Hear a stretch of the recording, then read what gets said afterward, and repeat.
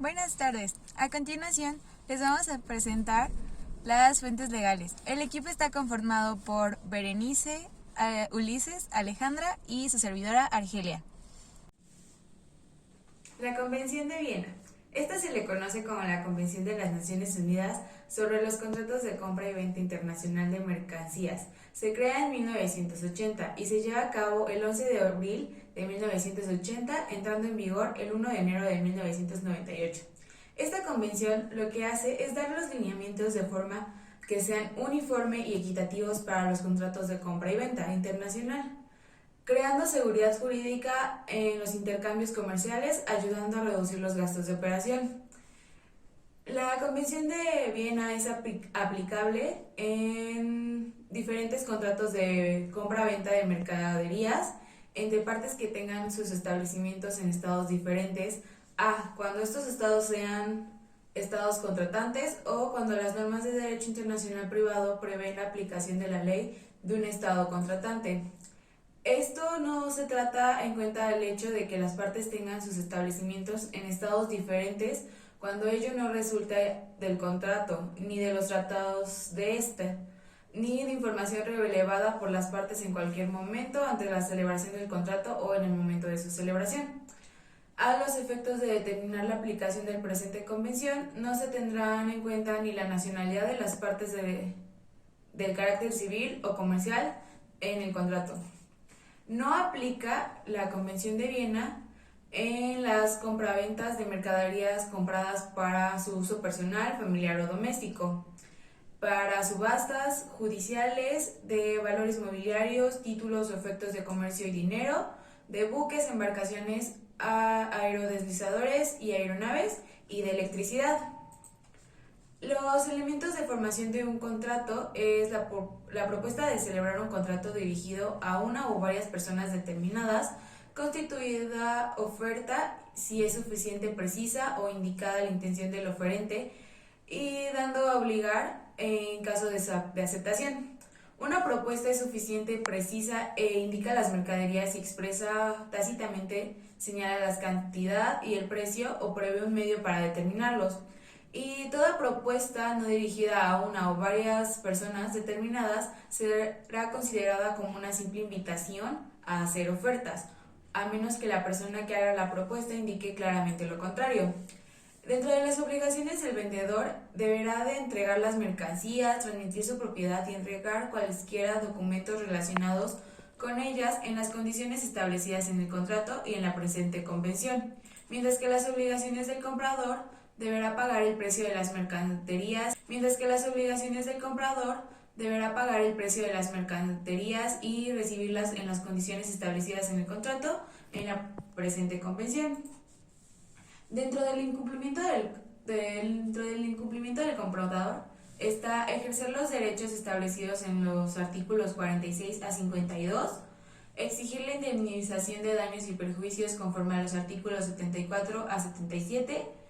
El comprador no perderá el derecho a exigir la indemnización de los daños y perjuicios, aunque ejercite cualquier otra acción conforme a su derecho. Cuando el comprador ejercite una acción por incumplimiento del contrato, el juez o el árbitro no podrán conceder al vendedor ningún plazo de gracia. Mientras que por incumplimiento por parte del vendedor, el vendedor podrá ejercer los derechos establecidos en los artículos 62 a 65, exigir la indemnización de los daños y perjuicios conforme a los artículos 74 y 77. El vendedor no perderá el derecho a exigir indemnización de los daños y perjuicios, aunque ejercite cualquier otra acción conforme a su derecho, y cuando el vendedor ejercite una acción por incumplimiento del contrato, el juez o el árbitro no podrán conceder al comprador ningún plazo de gracia.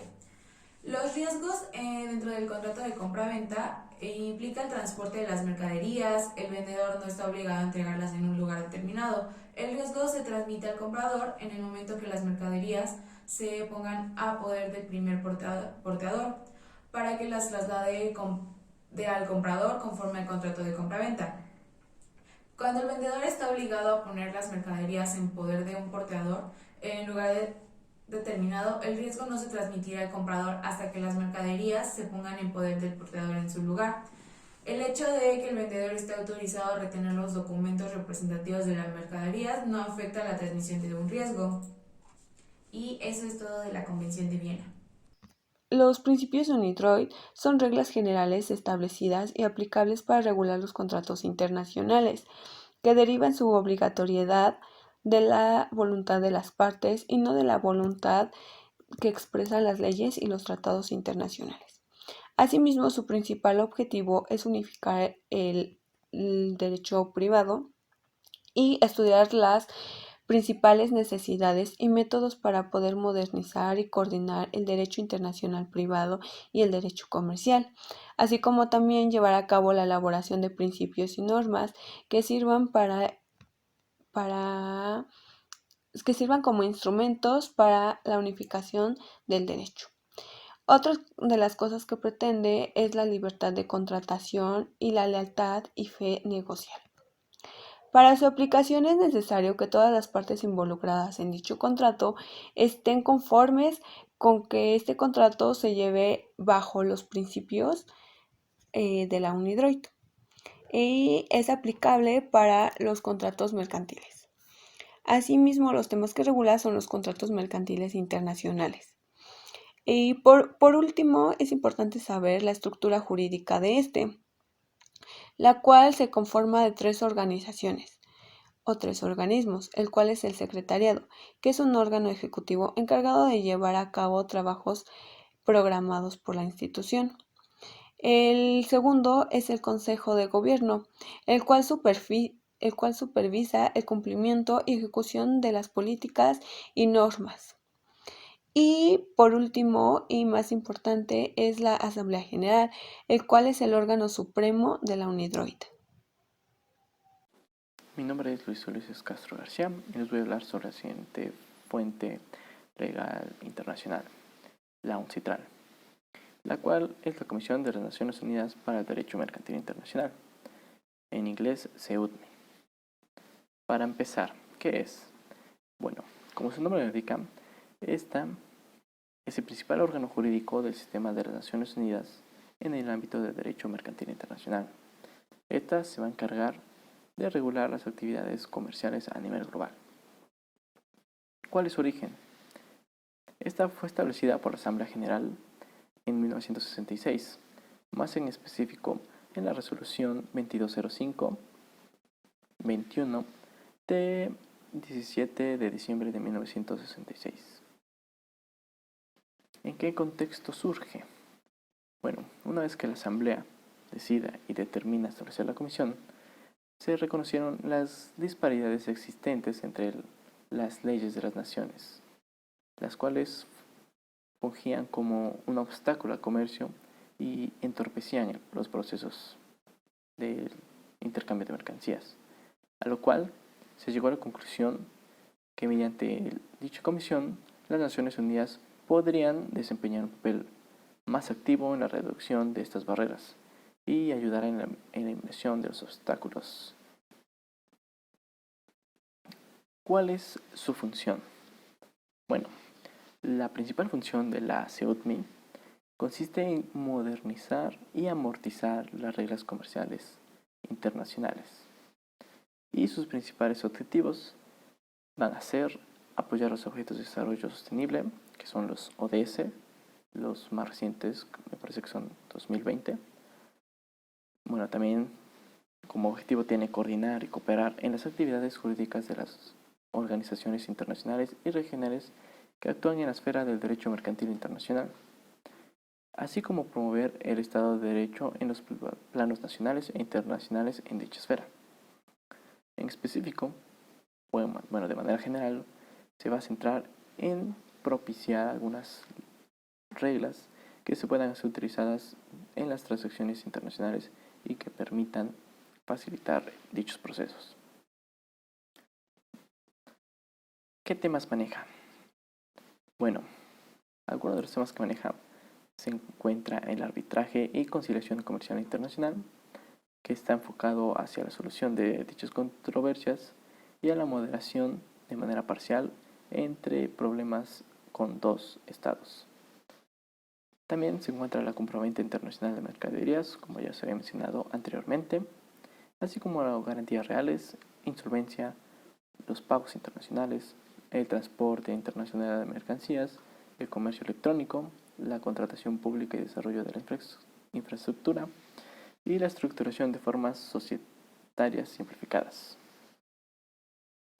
Por último, ¿cuál es su forma de trabajo?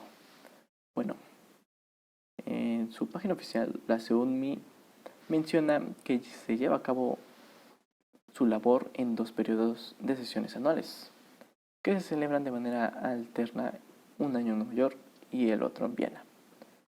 La labor desarrollada en estos periodos de sesiones habitualmente consiste en 6 cosas, en 6 puntos. La primera de ellas es la conclusión y adopción de proyectos. La segunda va a ser el examen de los informes sobre la marcha de la labor de los grupos de trabajo. Como tercer punto, tiene la presentación de informes sobre las actividades de asistencia técnica y coordinación de la labor con otras organizaciones internacionales. Como cuarta, el control de la evolución del sistema Cloud. Como quinto, el examen de la resolución de la Asamblea General sobre la labor de la SEUDMI. Y por último, algunas otras cuestiones administrativas. Y esos serían los datos más relevantes acerca de la SEUDMI como fuente legal internacional.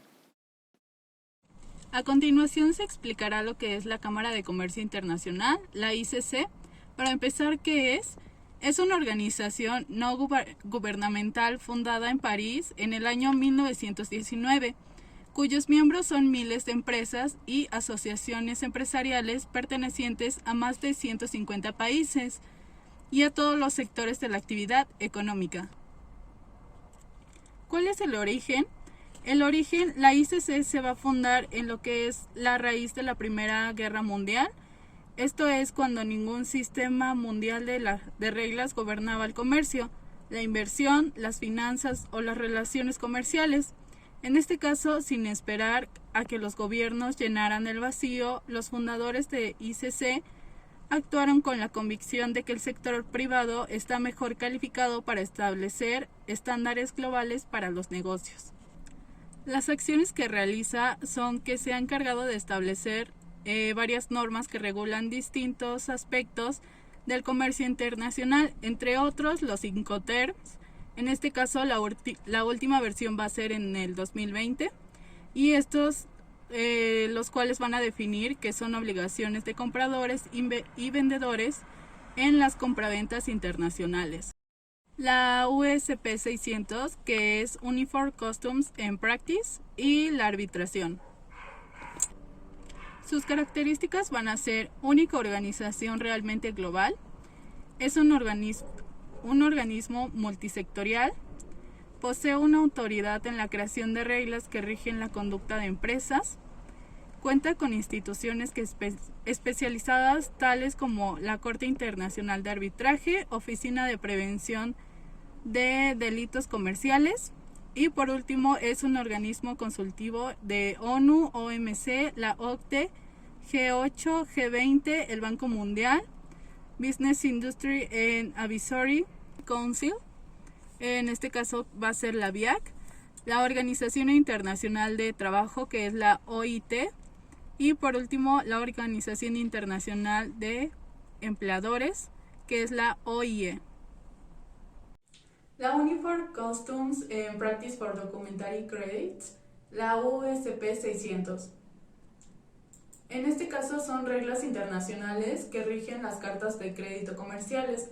Se van a desarrollar por la Cámara de Comercio Internacional, en este caso la ICC, y esta fue emitido por primera vez en 1933. En este caso, un crédito documentario, Documentary Credit, consiste en una promesa de pago contra la presentación de ciertos documentos preestablecidos. La USP 600 fue aprobada por la Comisión Bancaria de la CCI el 25 de octubre de 2006 y han entrado en vigencia desde el 1 de julio del 2007. Los temas principales van a ser la revisión de las opiniones de la CCI, en este caso las decisiones TOCTEX, abordar los desarrollos en las industrias de banca, transporte y seguros, el lenguaje y estilos más fáciles para eliminar las redacciones y por último la incorporación y relación con la ISBP 645, la URR 525, la ISP 98. ¿Cuál es el objetivo? El objetivo va a ser crear un conjunto de reglas contractuales que establecieran uniformidad, en este caso en práctica, obteniendo un entendimiento global, una interpretación y una aplicación común del crédito documental. Los documentos solicitados por el banco van a ser los contratos de compraventa internacional, la lista de empaque, la póliza de seguro, la factura comercial que es la CFDI, los documentos de transporte. En este caso se van a dividir en el Bill of Lading, conocimiento de embarque que es marítimo, el Airwell Bill que es la guía aérea del avión, la carta aporte que es terrestre y por último el talón de embarque que es el ferrocarril. Y por último las secciones claves van a ser, se consta de 39 artículos para cubrir lo siguiente: el alcance, aplicaciones de las reglas que es el artículo 1, las definiciones e interpretaciones que es el artículo 2 y 3, las obligaciones y pasivos que es el artículo del 4 al 13, el examen y tratamiento de documentos que es el artículo 14 a 17, documentos que incluyen factura comercial, documentos de transporte y documentos de seguro, que es el artículo 18 a 28, las disposiciones diversas del artículo 19 al 33, las extensiones de responsabilidad del artículo 34 al 37 y por último la transferencia y cesiones que es del artículo 38 al 39. Y eso es todo por la USP 600. Pues de que en esto vas a tener... En conclusión tenemos que el comercio internacional y las fuentes legales están directamente ligadas, puesto que en un contrato de compraventa es más fácil exportar o importar si cuentas con alguna de ellas, puesto si tienes algún riesgo puedes ocupar el arbitraje internacional que te va a ayudar a cumplir y tener en cuenta tus obligaciones y consecuencias que van al incumplimiento de estas. Es por eso que es esencial que las conozcamos y más como estudiantes de comercio internacional. Eso es todo por el video y gracias.